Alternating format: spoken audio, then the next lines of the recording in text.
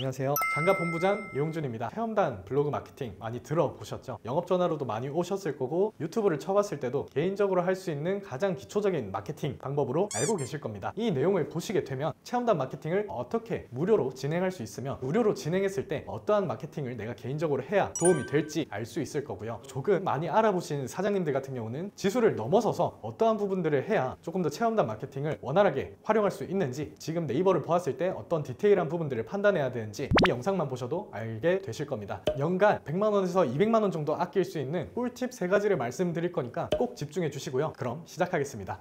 3가지를 먼저 설명드리기 전에 이제 아예 체험단 블로그 마케팅을 처음 들어보시는 분들이나 아니면 영업 전화에서 체험단 블로그 마케팅을 했을 때 매출이 오를 거야 라고 생각하시는 사장님들도 아직 많이 계실 겁니다. 그러면 이걸 간단하게 설명을 드릴게요. 체험단이란 무엇인가? 체험단은 사장님들이 음식값을 지원해 주면서 블로거들이 매장을 방문해서 음식을 먹고 양질의 블로그를 적어주는 마케팅을 말하고 있는데요. 사장님들이 무료로 할 수 있는 사이트가 있습니다. 첫 번째는요, 이제 리뷰노트라고 기억하시면 되고요. 사장님들이 만약에 여력이 많이 안 되시는 경우는 마케팅 업체를 활용하셔도 되지만, 여력이 되신다면 리뷰노트에서 무료로 모집을 할 수 있으니 그 부분 꼭 참고해 주세요. 그러면 이제 두 번째, 지수에 대해서도 설명을 드리고 싶은데요. 지수 같은 경우는 블로그의 레벨이라고 보시면 될 것 같습니다. 블로그마다 1점부터 10점까지의 블로그 점수가 있고요. 그 다음에 그 옆에 블로그 레벨 일반부터 최적 3까지의 레벨이 있습니다. 두 가지가 존재한다고 했을 때, 예를 들어서 일반 같은 경우는 레벨이 낮은 블로그입니다. 최적 3은 제일 높은 블로그일 거고요. 일반과 최적 3이 안녕하세요 라고 같이 블로그를 포스팅을 했을 때, 일반 블로그 같은 경우는 가산점 10점을, 최적 3 블로그 같은 경우는 가산점 40점을 받고 들어갈 수 있는 형태라고 보시면 될 것 같습니다. 이 블로그 점수가 높으면 높을수록 블로그 상단에 노출돼서 많은 소비자들께 노출이 될 수도 있을 거고요. 그 다음에 점수가 높으면 플레이스 순위, 다들 중요하다고 얘기들 많이 하죠. 플레이스 순위 상승에도 도움이 되실 수 있습니다. 그렇다면 이 지수, 아까 말씀드린 레벨만 확인하면 될까? 절대 아닙니다. 지금 블로그를 몇 개 보면요, 홍대 맛집이나 강남 맛집 같은 경우는 굉장히 경쟁도가 높음에도 불구하고 상단에 올라가 있는 게 최적 3이 아니라 준체 5, 준체 7 등등의 다소 레벨이 조금 더 떨어지는 블로거들이 많이 상단에 포지셔닝 되어 있습니다. 그렇다면 이게 왜 그런 걸까? 사장님들, 지수만 확인하시면 절대 안 돼요. 여기에 따라서 점수를 올리는 방법은 글자 수, 키워드 수, 그 다음에 제목과 글의 연관성, 사진의 개수가 얼마가 들어가냐에 따라서 블로그에 대한 점수는 달라지게 됩니다. 그러면 그것까지 어떻게 확인해? 라고 생각하실 수 있는데요. 그래서 오늘 3가지를 말씀드리고 싶습니다. 첫 번째는요, 레버리저스 사이트를 활용하기입니다. 네이버에 레버리저스라고 검색을 하시고요. 거기에서 블로그 분석을 들어가신 다음 포스팅을 이제 넣어서 돋보기를 누르게 되면 이제 쭉 그 사람들이 어떤 블로그를 포스팅했는지 볼 수 있게 됩니다. 그 포스팅 중에서 옆에 중간 부분에 키워드를 적어주세요. 땡땡 맛집, 땡땡 카페를 적었을 때 키워드의 검색량이 얼마며 그 키워드 블로그 중에서 이 블로그가 몇 등을 하고 있는지 확인하실 수 있는 사이트입니다. 이걸 어떻게 활용할 수 있냐면요, 여러 가지 포스팅을 했을 때 각 키워드들을 한 번씩 넣어보세요. 이 사람이 아까 말했던 대로 로직에 맞게 글을 잘 적는 사람이라면 상위 노출을 한 포스팅이 굉장히 많을 거고요. 지수만 높다고 되는 게 아니다 보니까 이 부분으로